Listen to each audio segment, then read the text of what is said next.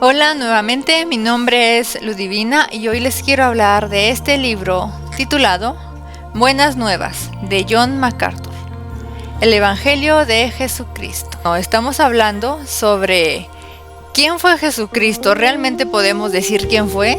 ¿Tenemos en realidad el entendimiento y la comprensión de realmente quién fue Jesús? Aunque podría parecer una pregunta muy obvia aún entre las personas inconversas de poder dar una respuesta de quién fue Jesús, deberíamos detenernos a pensar qué es lo que pensamos sobre Jesús.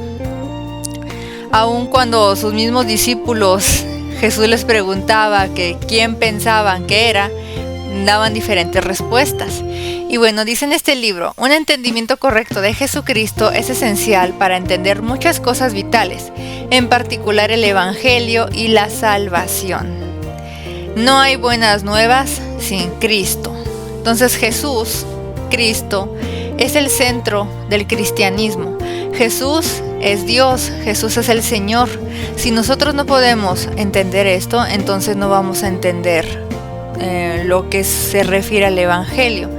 Todo lo que la Biblia tiene que decir sobre el Evangelio es simplemente una exposición de su mensaje principal. Jesucristo vivió y murió para salvar a los pecadores. El Evangelio trata sobre Jesús y responde a esta pregunta clave. Pero ustedes, ¿quién dicen que soy yo? Son buenas nuevas. En Buenas Nuevas, el Evangelio de Jesucristo, el pastor John MacArthur examina la revelación de la Biblia sobre Cristo y alienta a los cristianos con las vastas implicaciones de todo lo que Cristo logró a su favor. Este libro reavivará el amor y la reverencia de los creyentes por su Salvador.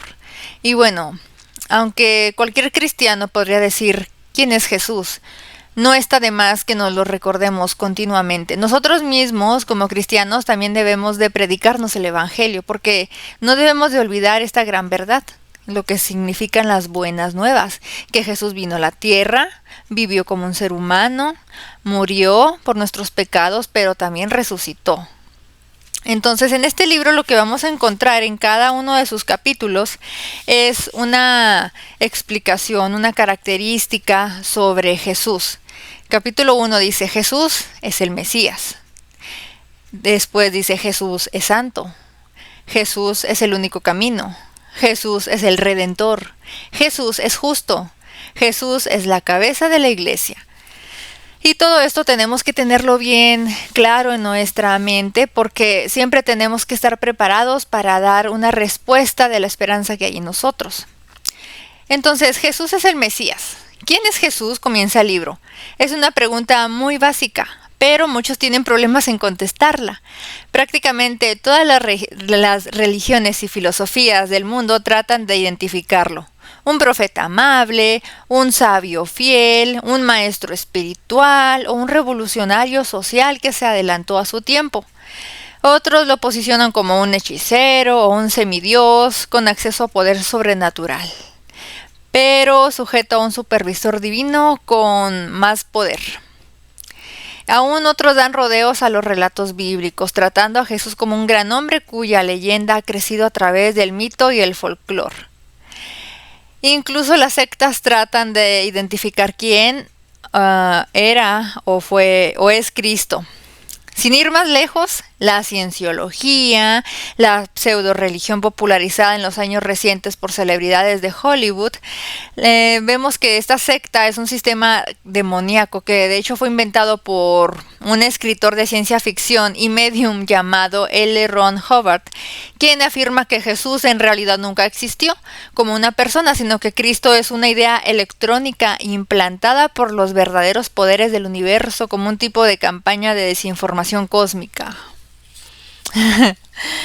Bueno, es que realmente es muy, no sé, gracioso esa descripción, ¿no? Es una carta de sus seguidores. En una carta a sus seguidores fechada el 5 de mayo de 1980, Hubbard escribió: permítanme aprovechar la oportunidad para abrirle los ojos en relación con algunos bellos mitos. Por ejemplo, el Jesús histórico no era ni de lejos la figura santa que se ha dado a entender. Y bueno, dice tonterías realmente este hombre por lo que piensa sobre Jesús. Entonces, en realidad es una descripción bastante extraña, pero realmente las personas tienen diferentes ideas sobre quién es Jesús. Para unos fue un maestro, para otros fue una persona adelantada a su tiempo, un semidios, un hechicero, muchas cosas diferentes para cada persona. Pero si nosotros no entendemos en realidad quién fue Jesús, no podemos entender el Evangelio. Jesús mismo advirtió a sus seguidores que no creyeran a los falsos cristos. Eso está en Marcos 13, 21 y 22. En 2 de Juan 10 y 11, el apóstol Juan nos dice que cualquiera que se aparte de la verdadera doctrina, no lo reciban en su casa ni le digan bienvenido, porque el que le da la bienvenida participa de sus malas obras. Entonces, ¿quién es Jesús? Es una pregunta muy importante porque de ello, de responderla correctamente, depende la salvación de una persona. El saber quién fue Jesús en realidad, no todo lo que se dice sobre él, sino qué dice la Biblia sobre él. El que nosotros entendamos esta parte es muy importante para nuestra salvación. Y explicarle esto a otras personas es muy importante, es lo más importante, es vital para que esa persona pueda llegar a ser salva. Y recordando que no es lo que nosotros digamos, sino lo que dice la Biblia. Y que simplemente nosotros somos mensajeros. Solamente somos utilizados por Dios para dar el mensaje de la salvación. Entonces, Jesús en este capítulo se nos dice qué es lo que Jesús decía sobre sí mismo, tomando las profecías que se mencionan en el Antiguo Testamento, todo lo que se hablaba ya en el Antiguo Testamento sobre Jesús, en los Salmos, en Isaías y en otros pasajes. Entonces, en ese tiempo también Jesús condenó toda la falsa religión que estaban sosteniendo los escribas y los fariseos. Cristo estaba condenando no solo su apostasía teológica, sino también su apostasía práctica. Su deserción espiritual los volvió hipócritas, espirituales aislados y egoístas que se estaban engordando y enriqueciendo, estableciendo un imperio religioso sobre las espaldas de los más atribulados, derrotados e indefensos. Es decir, estaban añadiendo sus prácticas religiosas y estaban envolviendo a las personas, a los judíos de ese tiempo, para poderles quitar sus riquezas, quitarles sus cosas para tener ellos el control sobre estas personas. Y en ese primer capítulo se nos está explicando quién era el Mesías, qué es lo que se dice del Mesías en el Antiguo Testamento. Y también nos está hablando sobre la responsabilidad que tenían los escribas y los fariseos en ese tiempo al estar transmitiendo una idea errónea sobre la religión, sobre lo que se escribe en el Antiguo Testamento acerca de Jesús. Jesús hace la estremecedora proclamación de que Él es aquel de quien se profetizó en Isaías 53. Porque les digo que es necesario que se cumpla en mí aquello que está escrito, y fue contado con los malhechores. Porque lo que está escrito de mí tiene cumplimiento. Lucas 22:37.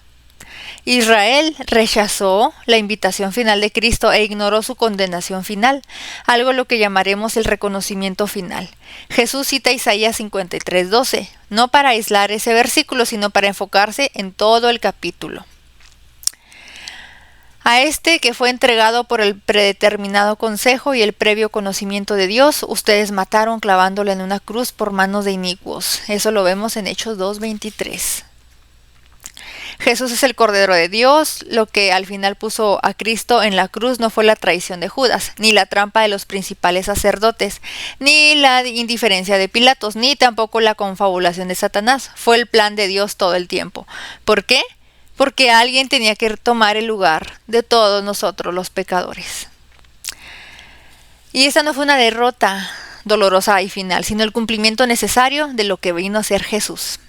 Entonces en este capítulo nos va a estar hablando sobre el cumplimiento de estas profecías, sobre quién es Jesús, en cuanto a lo que se nos describe en el Antiguo Testamento, y este es el primer capítulo. Después el siguiente capítulo nos habla sobre que Jesús es santo. Y bueno, aquí va mencionándonos todos los versículos, va mencionando muchos de aquellos versículos que nos hace referencia a la santidad de Dios. La iglesia, a fin de cuentas, no solamente es la novia de Cristo, sino también su heraldo y representante en la tierra, el instrumento a través del cual el Señor lleva el evangelio a todo el mundo. Y anhelo que el cuerpo de Cristo sea sal y luz en un mundo que lo necesita desesperadamente. Entonces nosotros como iglesia, los que hemos creído en Jesús, en su sacrificio, y verdaderamente lo reconocemos como Señor y Salvador, tenemos esta responsabilidad de llevar el mensaje del evangelio a toda aquella criatura con la que nos topemos en el camino. Todas las personas deben de escuchar el evangelio. Jesús es santo. Y nos va haciendo referencias en varios versículos y pasajes en la Biblia. En Apocalipsis, por ejemplo, la visión de Juan en Apocalipsis 1 nos recuerda que hay uno que lo ve todo, quien es el Señor de la iglesia y protege ferozmente la pureza de su pueblo. Después nos sigue diciendo que Jesús es el único camino. No hay muchos caminos para llegar al cielo, para tener la salvación, solamente hay uno y es Jesús. Y bueno, de esto es lo que nos va a hablar esta parte. La verdadera fe salvadora no debe ocultarse, sino que tendrá que ser lo más público acerca de ti. Aquí se nos insta que nosotros debemos de comunicar esta verdad a todas las personas y debemos de proclamar a Jesús. Después nos viene otro capítulo que es Jesús es el Redentor. Jesús es justo. Y Jesús es la cabeza de la iglesia, que es el capítulo final. Y nos va diciendo qué es lo que dice la Biblia acerca de que Jesús es la cabeza de la iglesia. Nos va dando algunas referencias. Nos va diciendo la situación actual, algunas sectas que se han apropiado de la iglesia o que quieren apropiarse de ser la cabeza de la iglesia o que se proclaman la verdadera iglesia. Por ejemplo, aquí nos dice, el catolicismo peleó por evitar que la gente hablara de la Biblia y mató a William Tyndale por darle a la gente copias de las escrituras. Hasta el día de hoy, el Papa y sus obispos son los que determinan lo que dice y significa la palabra de Dios. Pero aquí en el primer capítulo nos dice Jesús es la cabeza de la iglesia, pero no basta con declarar que Cristo es la cabeza de la iglesia. Esa imagen bíblica no se escogió de manera despreocupada, así que para apreciar su riqueza necesitamos contestar algunas preguntas importantes. ¿Qué significa ser la cabeza? Sencillamente significa autoridad gobernante, es decir, Jesús es la autoridad suprema, es la autoridad gobernante de la iglesia. Aunque las feministas han intentado forzarnos a redefinir la palabra, durante décadas se han esforzado por acabar con la clara enseñanza bíblica sobre los papeles de los hombres y las mujeres en el plan de Dios, y en su esfuerzo por lograrlo han atacado de manera indirecta al señorío de Cristo sobre la iglesia. Como podemos verlo en Efesios 5:23, Pablo vincula este señorío con el liderazgo del esposo. El esposo es cabeza de la esposa, así como Cristo es cabeza de la iglesia. Al tratar de redefinir cabeza para así privar a los hombres de su autoridad en el hogar y la iglesia, ellas están, en efecto, quitándole autoridad a Cristo. Entonces, bueno, tendríamos que leer la carta de a los Efesios, donde se nos está hablando sobre cómo es que se hace esta similitud de que Cristo es cabeza de la iglesia, así como el esposo es de la esposa. Es una manera de representar la unión de Cristo con su iglesia al representarlo en el matrimonio, el esposo con su esposa.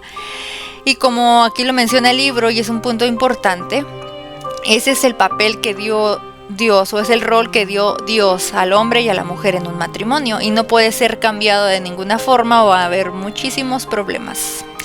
Entonces Jesús es la cabeza de la iglesia, Jesús es la autoridad máxima, y ese es el capítulo final.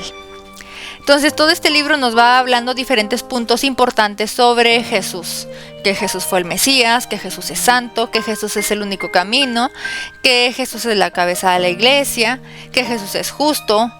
Y bueno, les recomiendo este libro para que puedan tener una idea más clara sobre cómo responder a la pregunta de quién es Jesús.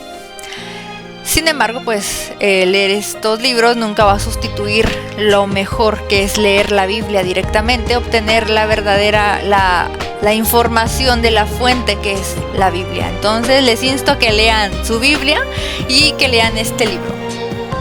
Muchas gracias por su atención y que Dios los bendiga.